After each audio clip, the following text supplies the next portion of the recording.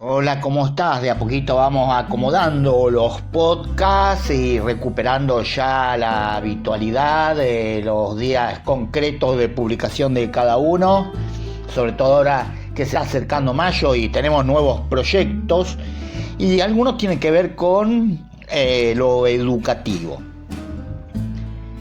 Pero protagonistas, sabemos que es un podcast más, si se quiere, recurriendo a la memoria, a la nostalgia.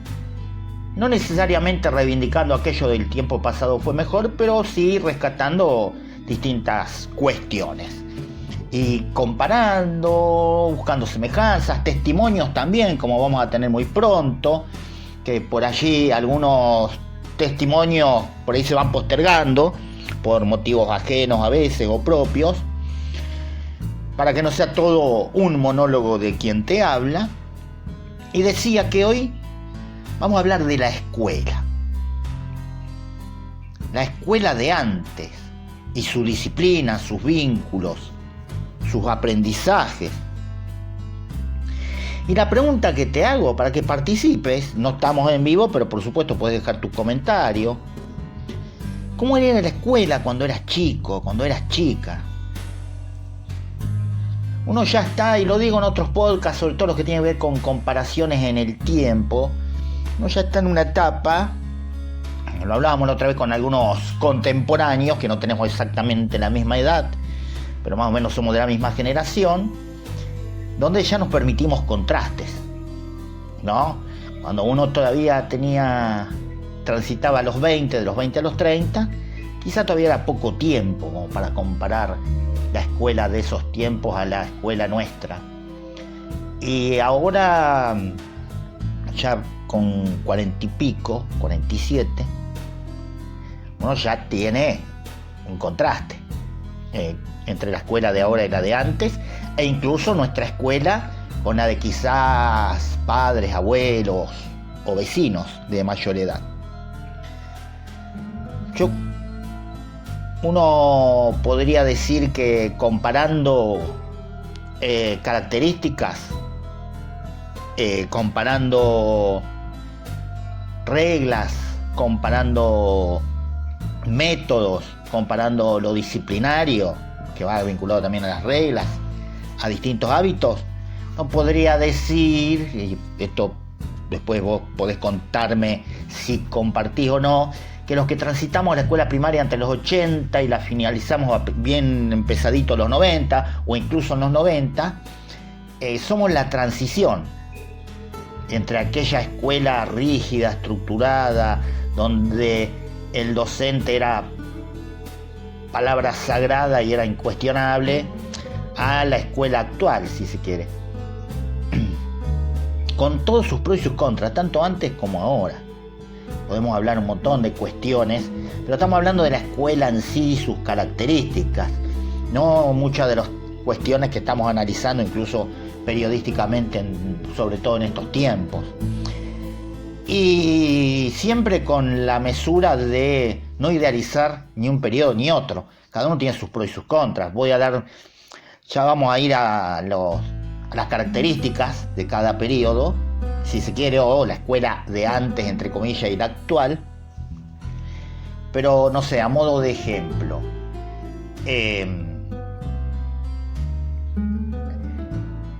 las cuestiones vinculadas a lo disciplinario, por supuesto, uno puede decir ahora ya los chicos hacen cualquier cosa, o hasta si se quiere esto de la no repitencia, se puede cuestionar desde muchos aspectos. O esto de si que prácticamente no existe esto, o pueden haber bajado las exigencias, todo lo que se pueda decir. Ahora también, estaba bien antes, que el docente aún equivocándose era incuestionable. Nos ha pasado a los que tenemos, como decía, un tránsito por la escuela primaria en los 80, de ver docentes que por ahí uno decía, me parece que se está equivocando, y después comprobaba que efectivamente había explicado algo mal o no estaba bien lo que estaba diciendo. O o era un error quizás, algo que interpretó. Y uno agachaba la cabeza, y me incluyo, no me voy a hacer ahora yo no, pero yo no permitía, no, pues ya nos habían acostumbrado así. Ya nos habían acostumbrado a eso, ¿no? Hasta cuando había una sanción injusta o un reto injusto. A veces digo que como sociedad, y lo hemos tratado en otros temas, en podcast vinculados a otros temas, como sociedad damos banquinazos. Pues tampoco el extremo de ahora que un chico, una chica, le pueda llegar a decir al docente lo que se le ocurre. Sí me parece bien un punto intermedio. El docente acusa equivocadamente a un alumno de algo o alumna, o hace mal alguna actividad, y que el alumno pueda decirle con respeto: mire señorita, mire profe, me parece que eso no es así, o no, interpretó mal, yo no estaba haciendo tal o cual cosa. Tengo anécdotas personales a montones. Lo primero que nos aparece cuando pensamos en la escuela nuestra, digamos, tanto con cosas que todavía persisten, otras como que no, ya no, pero si pensamos, el guardapolvo, todavía se ve el guardapolvo blanco. Algunas escuelas por ahí tienen un guardapolvo específico o un uniforme específico. El aula, los compañeros, los maestros, eso todavía está, pero también la disciplina. Antes la escuela tenía reglas muy claras, los horarios estrictos, que por supuesto existen. El respeto a la autoridad. Eso, si se quiere, se ha perdido un poco. Y después podemos cuestionar cómo se ejercía esa autoridad, como decía anteriormente, tanto desde la maestra en el aula como quien dirigía la escuela. El silencio en la clase, el orden, el tomar distancia, el formar fila de menor a mayor en cuanto a la altura, el cómo nos sentábamos dentro del aula con las filas en orden. Ahora hay distintas modalidades, que eso también tiene que ver con la elección de cada escuela en cuanto a su recorrido, en cuanto a lo pedagógico y didáctico. La parte natural, por supuesto, era más uniformada, si se quiere, la escuela. Salvo alguna que tuviera algún método experimental, el resto de las escuelas de Ushuaia, La Quiaca, con sus características, por supuesto, era guardapolvo blanco, las filas, el orden, al formar, etc. Si vamos a evaluar si eso era positivo o negativo, ahí aparecen las distintas miradas. Por un lado había más orden, se valoraba el esfuerzo, se respetaba al docente, los hábitos eran claros, pero también cosas que hoy miramos de otra manera. Una extrema rigidez, el poco espacio por opinar, forma de disciplina más dura y menos comprensión de lo emocional. A ver, otra cuestión que yo señalo, siempre voy, por supuesto, al caso personal, o personal y junto a mi generación en realidad, no estrictamente individual. Uno empezó la escuela primaria en el 85, también hay que contextualizar. Hasta si comparamos la educación con otros países. Nosotros veníamos, y esto, empezar la escuela un año y pico después de la vuelta a la democracia. Diciembre del 83 volvió la democracia con la asunción de Alfonsín. Marzo del 85 empezábamos la primaria, un año y 4 meses después de la caída de la dictadura. Y por supuesto, esto no es de la noche a la mañana, como toda etapa, es algo progresivo. Sí, cambiaron muchas cuestiones de raíz, por supuesto, pero no es que en un abrir y cerrar de ojos, listo, ahora de golpe la escuela se hace mucho más abierta, flexible, no. Todavía conservaba esos rasgos.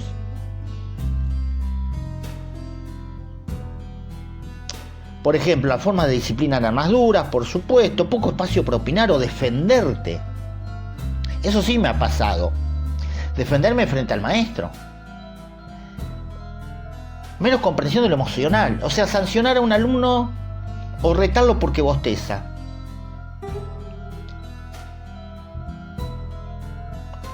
¿Le aburre mi clase? Pregunta típica, si me estás escuchando. Pero vos tenés que saber si ese alumno, alumna, y esto no significa permitir todo y el extremo de la comprensión de que siempre el alumno, ponerlo tampoco en un lugar de víctima, pero muchas veces, a ver, si vos ves que un bostezo aislado, listo, yo hablo que también soy docente, lo dejo pasar. Ahora, si bosteza sistemáticamente, e incluso si se repite a lo largo de los días, uno se tiene que acercar. ¿Qué está ocurriendo? ¿Qué te está pasando? No delante de todo el mundo. Y saber, porque una cosa es que bostece continuamente, pues está toda la madrugada dándole a los jueguitos y a las redes sociales, que uno en todo caso lo puede aconsejar, y otra cosa que haya cosas que suceden en su hogar que no le permiten descansar.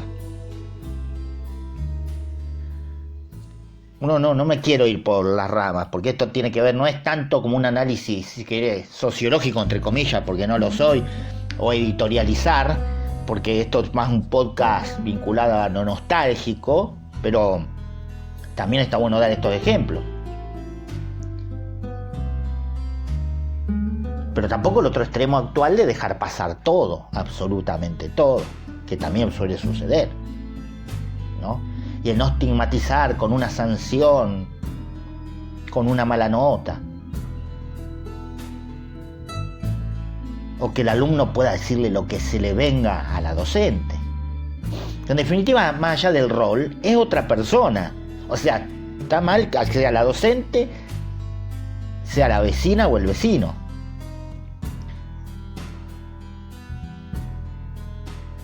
Por eso digo, ni un extremo ni el otro, ni que el alumno no pueda bostezar, que se lo sanciona, que el alumno no pueda disentir, y te retaban por disentir. No es decir antes era mejor o ahora es mejor, sino qué cambió y por qué. También estaban los vínculos, la relación con los compañeros, los recreos. Las amistades muchas veces duraban toda la vida, se cosechaban amistades que duraban toda la vida.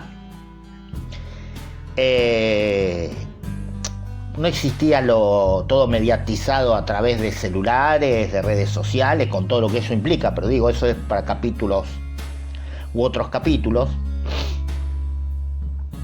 Sino era el recreo todos juntos, planificar cosas fuera del horario de clase que eran presenciales, o sea, era estar en una casa jugando o jugando en la calle, que eso también es para otro capítulo, y hemos hablado ya un poco de esto, de lo que se jugaba antes y lo que se juega ahora.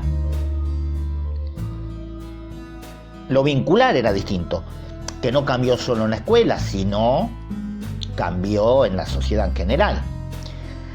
La figura del docente para muchos era una autoridad, pero también una referencia, alguien que enseñaba contenido, pero también forma de comportarse.